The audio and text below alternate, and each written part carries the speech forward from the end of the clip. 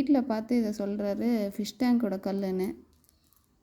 சிலதெல்லாம் அந்த மாதிரி தான் இருக்குது, கலர்ஃபுல்லாக, ரொம்ப கலர்ஃபுல்லாகவும் இருக்குது. இப்போ இது பார்த்தீங்கன்னா கலர்ஃபுல்லாக இருக்குது. கையெடு. இன்னும் கொஞ்சம் கேட்டிங்கன்னா வந்து நிறைய கல் எடுத்துகிட்டு வரும். இந்த கல் பார்த்திங்கன்னா கொஞ்சம் வந்து டூப்ளிகேட்டாக கலர் அடித்த மாதிரி. இந்த கல் பார்த்திங்கன்னா ரொம்ப ஒயிட்டாக தான் இருக்கும். இந்த கல் பார்த்தீங்கன்னா நீ சும்மாரு, டிஸ்டர்ப் பண்ணாது. இப்போ இந்த கல் வந்து நார்மலான கூழாங்கல் மாதிரி தான் சிலதெல்லாம். இந்த பிளாக் எடு. ஆனால் இங்கே பார்த்திங்கன்னா இது கொஞ்சம் ஸ்பெசிஃபிக்காக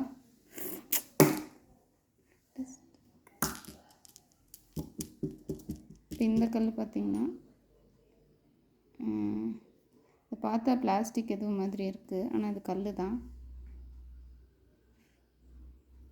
ஆனால் இது கல் தான், ஆனால் டர்ட்டியாக இருக்கும். இந்த பார்க்லேருந்து எடுத்துகிட்டு வந்தோம், பக்கத்தில் இருக்க பார்க்லேருந்து. மாமா அண்ணா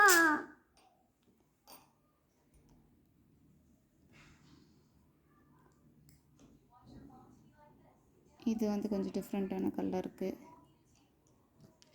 ஸோ எனக்கு வந்து கொஞ்சம் இந்த மாதிரி கல்லுகள்லாம் சேர்த்துறது வந்து ரொம்ப இன்ட்ரெஸ்ட்டு. அதனால் எங்கே போனாலும் கல் சேர்த்துவேன், தேடுவேன். தள்ளிக்கும், கையெடு. இந்த கல் பாருங்கள், கொஞ்சம் ஸ்பெசிஃபிக்காக கொஞ்சம் ஸ்பெஷலாக இருக்குது. ஆனால் இதில் வந்து ஒரு டிரான்ஸ்பரன்சி இருந்தால் தான் வந்து அந்த என்ன சொல்கிறது, அந்த ப்ரெஷர் ஸ்டோன்ஸ் மாதிரி வரும். ஆனால் அது டிரான்ஸ்பரண்ட்டாக இல்லைன்னா இது வந்து கலர் அடித்து வச்சுருக்க கல் மாதிரி தான் இருக்குது. இந்த ஃபிஷ் டேங்க்லாம் போடுவாங்க இல்லையா, இது பாருங்கள், இது இன்னும் டிஃப்ரெண்ட்டாக இருக்குது. அம்மா எந்த வீடியோ இருக்கிறாம்பா?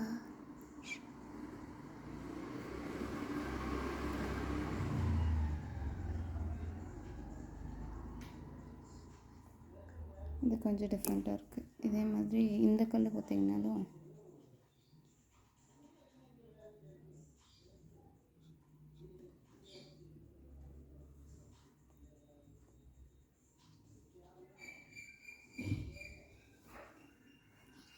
இது கொஞ்சம் டிஃப்ரெண்ட்டான கல்லாக இருக்குது.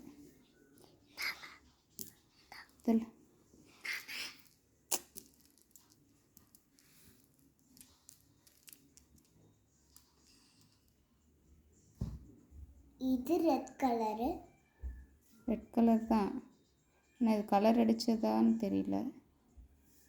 ஆனால் இது கொஞ்சம் டிஃப்ரெண்ட்டாக இருக்குது இந்த மாதிரி கல்லுகள்லாம்.